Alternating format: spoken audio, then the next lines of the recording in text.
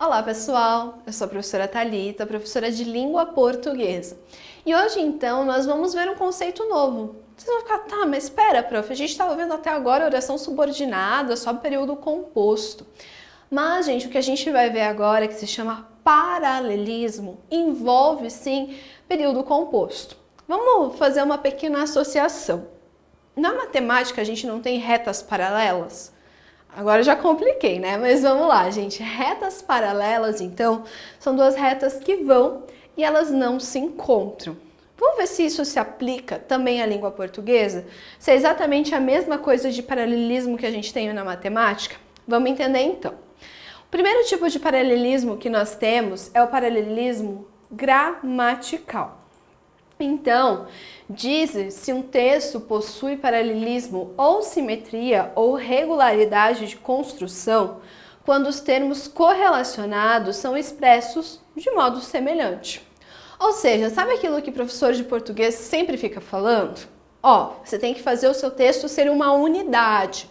O seu texto tem que ser uma única coisa. Então, gente, basicamente o paralelismo gramatical é isso. Então, eu preciso ter um texto único. Eu preciso ter um texto, então, que ele forme uma unidade, como se fosse uma única coisa. Justamente porque o texto, gente, eu preciso ligar essas partes, então eu não posso simplesmente jogar informações da forma que eu achar melhor. Eu preciso, então, pensar em como estruturar o meu texto. Então, se eu estou falando de casa, eu não posso terminar falando de, por exemplo, escola. Eu preciso começar falando de casa e concluir o meu texto falando de casa. Então, eu preciso ter essa linearidade, essa simetria. E essas construções, elas precisam ser parecidas. Aí, gente, o segundo tipo de paralelismo que nós temos é o sintático, que ocorre quando há uma repetição sucessiva na construção frasal.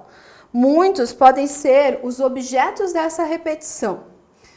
Pode ser construir argumentação, criar efeito expressivo, intensificar e ratificar uma ideia. Então, como é isso? Nós temos aqui, os vendedores não só ofereceram vantagens ao comprador, como também deram-lhe um desconto. Então aqui, gente, eu tenho paralelismo sintático. Gente, não se preocupe. A gente não vai falar de sujeito, predicado, predicativo nesse momento, não. O que a gente está falando especificamente aqui? Nós estamos falando, então, dessa relação que as orações possuem.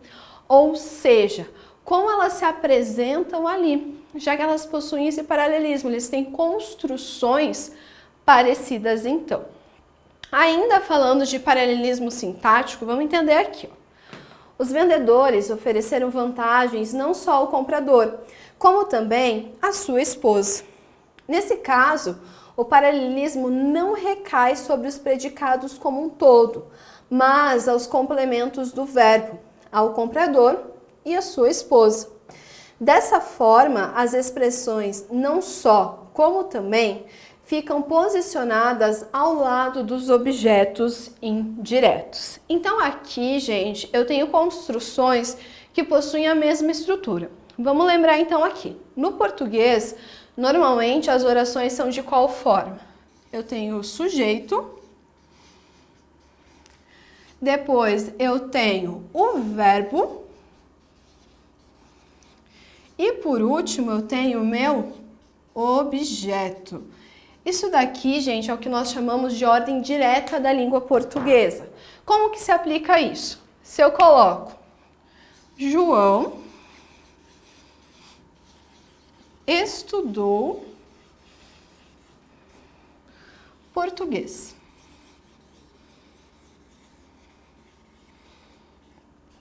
Nesse caso aqui, gente, está tudo equivalente. Justamente porque o sujeito é João, o verbo é estudou e o objeto é português. Então isso daqui, gente, seria a ordem direta. Eu preciso obedecer isso sempre? Não.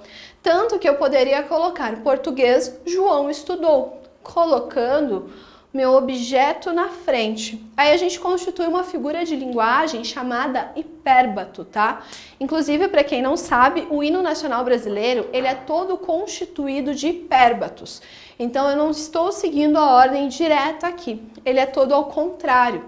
Então, a gente tem lá, ouviram do Ipiranga as margens plácidas. Deveria ser ao contrário na ordem direta. As margens plácidas do Ipiranga ouviram, então daí seria nessa ordem que deveria ser a ordem direta. Lembrando, gente, que como o nosso hino nacional foi escrito por um poeta, por isso que ele fez essa inversão frasal. Aí, gente, falando de paralelismo semântico, nós temos o quê? Ocorre quando há coordenação de elementos de significados relacionados entre si. Por exemplo, aqui, fiz duas operações, uma em São Paulo e outra no ouvido. Quando a gente escuta essa oração aqui, causa uma certa estranheza, porque se a pessoa fala que fez duas operações, você vai relacionar justamente ao quê? A locais do corpo, e não a cidade de São Paulo, como foi citado no primeiro. Então, o que nós falamos que é, aqui, então, a falta de paralelismo. Então, o paralelismo, ele não está ocorrendo aqui. Agora, gente, estaria correto se eu fizesse o quê? Colocasse da seguinte forma. Fiz duas operações, uma em São Paulo, outra no Rio. Então, aqui eu coloquei as duas cidades. Então, eu tenho paralelismo de significado. Aí eu fiz duas operações, uma na córnea e outra no ouvido. Ou seja, agora, gente, nós resolvemos o problema então. Por quê? Se eu coloquei o primeiro termo uma cidade, o segundo termo precisa ser uma cidade também.